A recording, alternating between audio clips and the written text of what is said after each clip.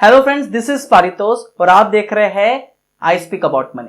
आज हम इस वीडियो में बात करने वाले हैं आईसीसी प्रूडेंशियल म्यूचुअल फंड का एक नया एनएफओ आ रहा है, ICC prudential housing opportunity fund.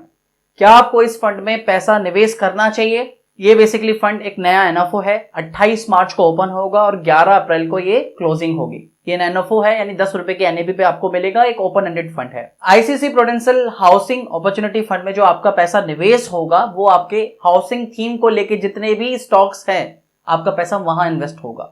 मतलब हाउसिंग थीम को लेके जितने भी सेक्टर है स्पेसिफिक आपका पैसा वहां इन्वेस्ट होगा, जिसमें आते हैं आपके सीमेंट, आपका आता है कंज्यूमर इलेक्ट्रॉनिक्स, आपका आता है हाउसिंग फाइनेंस, आपके आते हैं banks, power, steel sector, LPG, CNG, PNG, LNG supplier. मतलब जो भी हाउसिंग सेक्टर को फोकस करते हुए थीम रिलेटेड स्टॉक्स है, फंड मैनेजर आपका पैसा वहां इन्वेस्ट करेगा। इस फंड को जो मैनेज कर रहे हैं वो मिस्टर एस नारायण और आनंद शर्मा है, जो कि फंड मैनेजर उस पर्टिकुलर फंड को मैनेज कर रहे हैं। इस फंड का जो बेंचमार्क है वो है आपका निफ्टी हाउसिंग टीआरआई। यहां पे फंड मैनेजर काफी सारी चीजें कह रहे हैं, लाइक जैसे गवर्नमेंट का भी काफी फोकस है हाउसिंग सेक्टर को लेके, जिसमें हमारे affordable housing, affordable rental housing, इन कैपेक्स लगा है, स्टैम्प ड्यूटी कट हुई है, 100% एफडीआई है अलाउ टाउनशिप और सेटलमेंट्स में। तो इससे रिलेटेड जितने भी डेवलपमेंट्स हो रहे हैं इसकी वजह से हाउसिंग सेक्टर को काफी फायदा मिलेगा। खासतौर से जो इस सेक्टर में अपना पैसा निवेश करना चाहते हैं उनके लिए पर्टिकुलरली एनएफओ है। लेकिन क्या आपको इस एनएफओ में इन्वेस्ट करना चाहिए? तो मेरा आंसर होगा नो।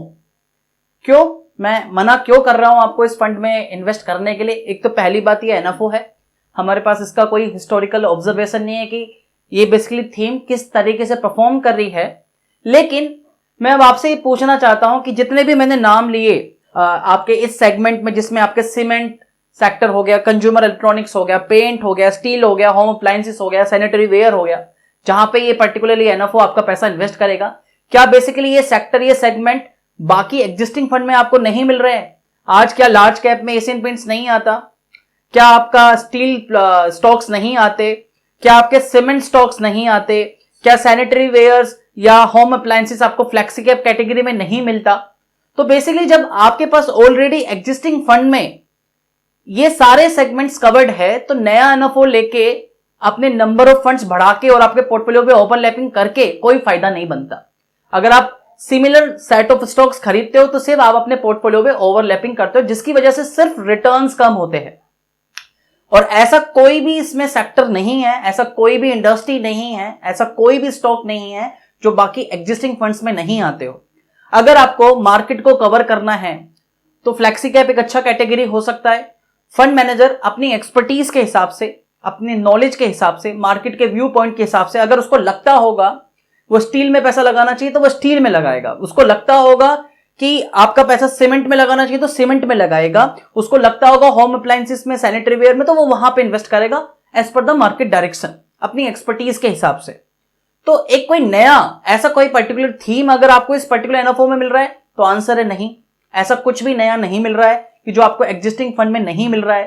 फ्लेक्सी कैप कैटेगरी में हालांकि आपको पूरी तरीके से फंड मैनेजर को फ्रीडम है, वो अपने हिसाब से किसी भी सेक्टर में, किसी भी इंडस्ट्री में आपका पैसा निवेश कर सकता है।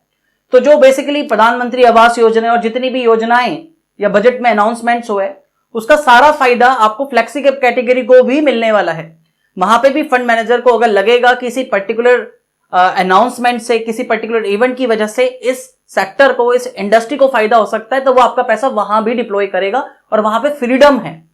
चाहे वो फिर फ्लेक्सी कैप हो, चाहे वो फिर मल्टी कैप हो, इवन लार्ज कैप कैटेगरी में भी अगर हम बात करें तो फंड मैनेजर को लगता हो कि लार्ज कैप में वो सेक्टर्स या वो इंडस्ट्री शुरू की टॉप 100 कंपनीज में जहां पे फायदा हो सकता है, तो फंड मैनेजर आपका पैसा वहां भी डिप्लॉय करेगा। अगर उसको लगता होगा स्टील प्लांट्स में या स्टील सेक्टर में फायदा होगा तो वो स्टील में लगाएगा।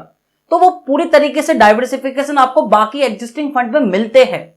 अब इस नए एनएफओ के साथ में जाके, जहां पे ऑलरेडी वी डोंट नो कि इसकी परफॉर्मेंस क्या रही है, ये किस तरीके से परफॉर्म कर सकता है, या इसका एक हिस्टोरिकल ऑब्जर्वेशन हमारे सामने नहीं है, तो 10 रुपए की एनएबी सोचकर अगर हम इन्वेस्टमेंट कर रहे हैं तो शायद हम गलती करेंगे। क्योंकि ऐसा करने से सिर्फ आप ये करोगे कि जो भी आपके पास एग्जिस्टिंग फंड चल रहे होंगे, आप वहां के जो भी आप नया ये बेसिकली ये एनएफओ खरीदते हो, तो जो उसमें स्टॉक्स है, सिमिलर स्टॉक्स, वो आप ऑलरेडी एग्जिस्टिंग फंड में रखते होंगे। तो आपके पोर्टफोलियो पे सिर्फ ओवरलैपिंग होगी, जिसकी वजह से सिर्फ आपके पोर्टफोलियो पर रिस्क बढ़ेगा, कंसंट्रेटेड पोर्टफोलियो बढ़ेगा, जिसकी वजह से आपका पोर्टफोलियो एक तरफा हो जाएगा। मतलब आप अगर रिलायंस आपके ऑलरेडी आपके पोर्टफोलियो में और यहां भी आपने रिलायंस खरीद लिया, तो आपके पोर्टफोलियो पे सिर्फ ओवर एक्सपोजर होता है, जिसकी फायदा नहीं, जिसका नुकसान होता है लॉन्गर टर्म में। इसमें मैंने कई बार वीडियो बनाई है। अगर आपको इस सेक्टर में इंटरेस्ट है, आपको हाउसिंग सेक्टर में इंटरेस्ट है, और ऑब्वियसली इंफ्रास्ट्रक्चर एक अच्छा सेक्टर है कि आने वाले 4 से 5 साल में अच्छा खासा रिटर्न्स कमा सकते हो, तो उसके लिए आप पर्टिकुलरली प्योर सेक्टोरल फंड में जा सकते हो। इंफ्रास्ट्रक्चर फंड्स में सारा का सारा यही सेगमेंट्स आपको वहां मिलेंगे ऑलरेडी। इंफ्रास्ट्रक्चर सेक्टर में, इंफ्रास्ट्रक्चर फंड्स में आपको सीमेंट भी मिलेगा, कंज्यूमर इलेक्ट्रॉनिक्स भी मिलेगा, पेंट्स भी मिलेगा, स्टील भी मिलेगा, होम अप्लायंसेस, सैनिटरी वेयर, जितना भी हाउसिंग थीम के रिलेटेड जितने भी स्टॉक्स है वो already infrastructure funds, infrastructure sectoral funds cover कर रहे हैं। और उनकी एक पास्ट हिस्ट्री भी है। वी नो कि वो फंड में पुराना उनका एक रोलिंग रिटर्न क्या रहा है, उनकी कंसिस्टेंसी कैसी रही है, उनका बेसिकली वोलेटिलिटी कैसी रही है, मार्केट के बिहेवियर को कैसे रिएक्ट करे है, तो वो फंड में जाना बेटर ऑप्शन होगा।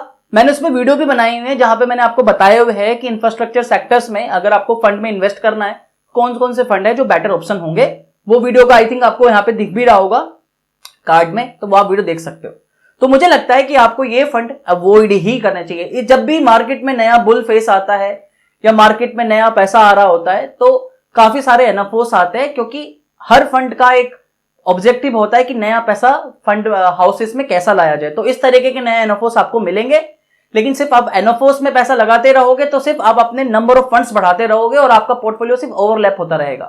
तो मेरा आज का वीडियो बनाने का ऑब्जेक्टिव यही था कि जो नया एनएफओ आ रहा है आपको इसको अवॉइड करना चाहिए, क्योंकि इसमें कुछ भी ऐसा नया नहीं है जो आपको एग्जिस्टिंग फंड में नहीं मिल रहा हो।